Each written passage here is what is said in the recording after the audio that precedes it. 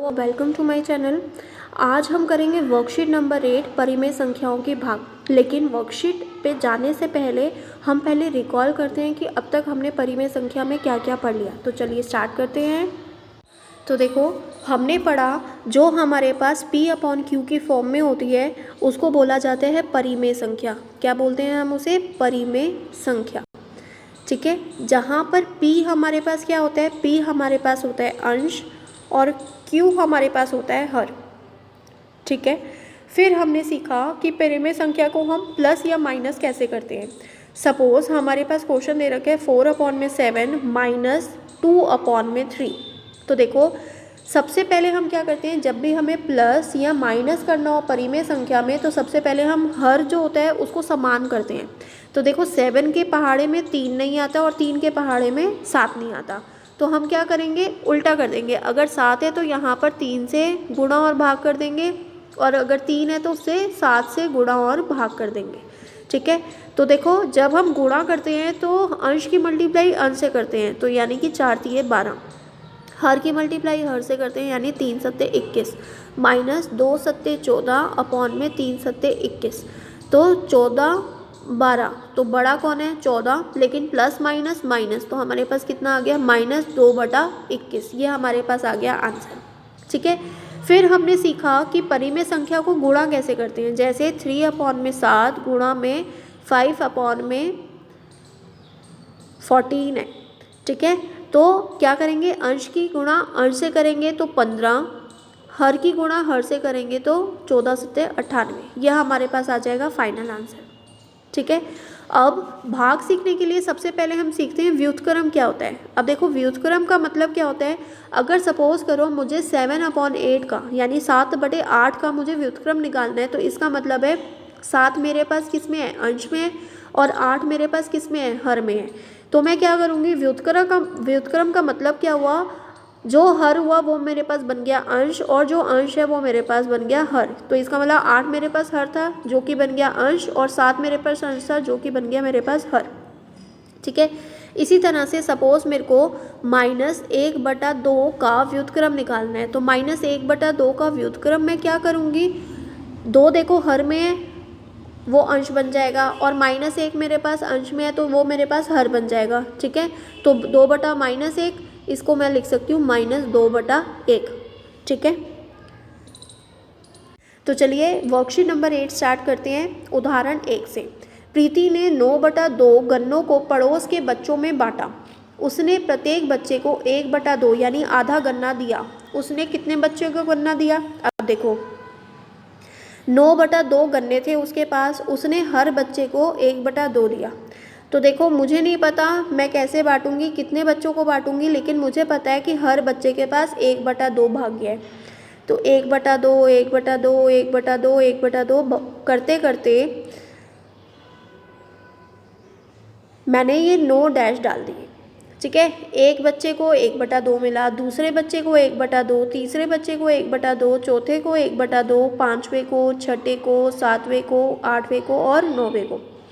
तो देखो, जब मैंने ऐड करा तो देखो क्या आएगा, 1 2 3 4 5 6 7 8 9, तो 9/2 आ गया मेरे पास। इसका मतलब है मेरे पास कुल बच्चे कितने थे? 9। कुल बच्चे थे मेरे पास 9, और कुल गन्ने कितने थे? कुल गन्ने थे 9/2। ठीक है, तो 9 बच्चे को मैंने ऐसे बांट दिए। ठीक है, अब देखो, 9/2 गन्ने और 1/2। तो देखो, 9/2 को डायग्राम से, चित्र से कैसे करा उसने, 9 को 2 से भाग करा, तो 2 चौके 8, 2 में से 8 गए 1, तो इसका मतलब है 4 से ही 1/2। इसका मतलब है 4 + 1/2, इसका मतलब है 4 गन्ने और 1 आधा गन्ना। डिवाइड करा, भाग करा कि हर बच्चे को आधा आधा गन्ना मिला। ठीक है, तो जितनी चीज़ें थी और भाग करा हमने किससे, जितना शेयर बच्चे के पास गया, यानी एक बच्चे को कितना गया, आधा गन्ना गया, उससे भाग करा तो मेरे पास कितने आ गए, 9 बच्चे आ गए। इसी को ही अगर मैं मैथ्स में समझूं तो देखो, 9/2 भाग करा मैंने 1/2 से।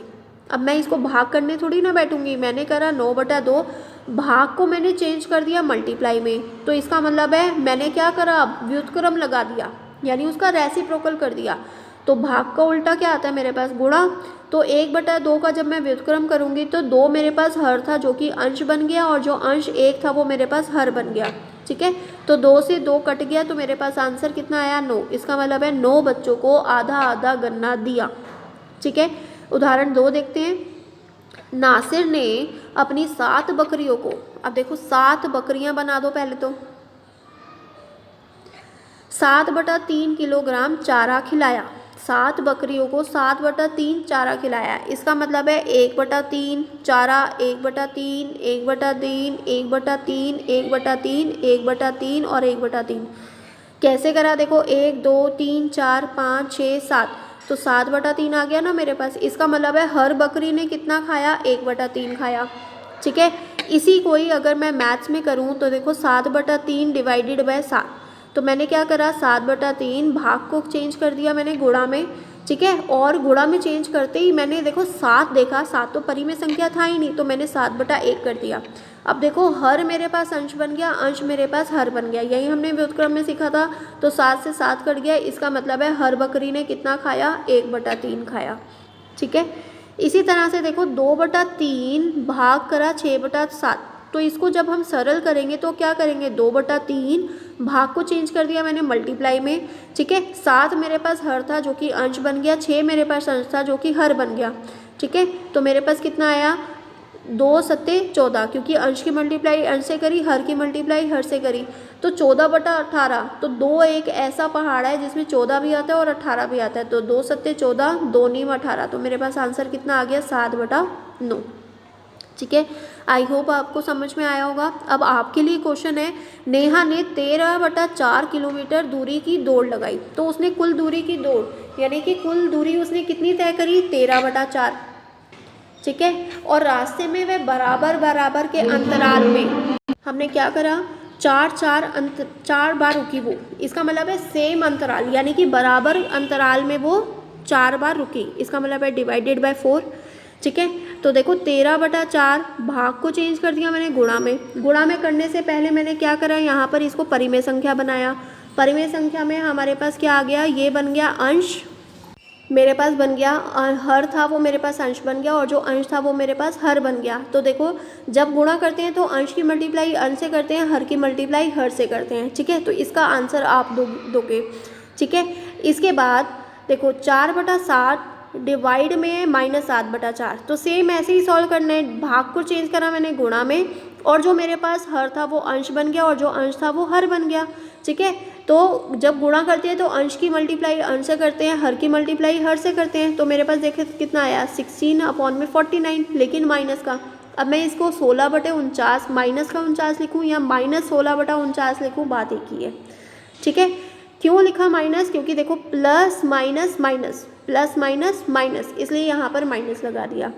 ठीक है, फिर उसके बाद एक क्वेश्चन है आपके पास, -1/-2 भाग में -2/7, तो देखो सेम वैसे ही करा, -1/-2 भाग को चेंज करा गुणा में, जो हर था वो अंश बन गया, जो अंश था वो हर बन गया। ठीक है, तो देखो minus plus minus, minus minus plus, तो 7 × 1 7, 2 दूनी 4, तो हमारे पास आंसर कितना आ गया, -7/4। तीसरी चीज़ कि अगर मैं 0 को किसी भी नंबर से भाग करूं, सपोज 1000 से क्यों ना भाग करूं, मेरे पास आंसर हमेशा 0 आता है। तो ध्यान रखना, जब भी मैं 0 को किसी भी नंबर से भाग करूं तो मेरे पास आंसर हमेशा हमेशा और हमेशा 0 आएगा, और 0 की मल्टीप्लाई मैं किसी भी नंबर से करूं तो अब भी मेरे पास आंसर कितना आएगा, 0 ही आएगा। ठीक है, तो देखो लास्ट वाला पार्ट क्या कहते हैं, 0/8, और भाग को चेंज करा गुणा में, तो 4 मेरे पास हर था जो अंश बन गया, और जो अंश था वो मेरे पास हर बन गया। तो देखो अंश की मल्टीप्लाई अंश से करी तो 0 की मल्टीप्लाई किसी से भी करें तो 0, और हर की मल्टीप्लाई करें तो देखो 0 को किसी भी नंबर से भाग करेंगे तो आंसर कितना आएगा, 0। ठीक है, तो आई होप आपको वीडियो के थ्रू वर्कशीट समझ में आई होगी। तो वीडियो अगर आपके लिए हेल्पफुल है तो वीडियो को लाइक करना ना भूलें, और चैनल पर नए हैं तो चैनल को सब्सक्राइब कर देना, और वीडियो को अपने फ्रेंड्स में शेयर कर देना। ठीक है, थैंक यू।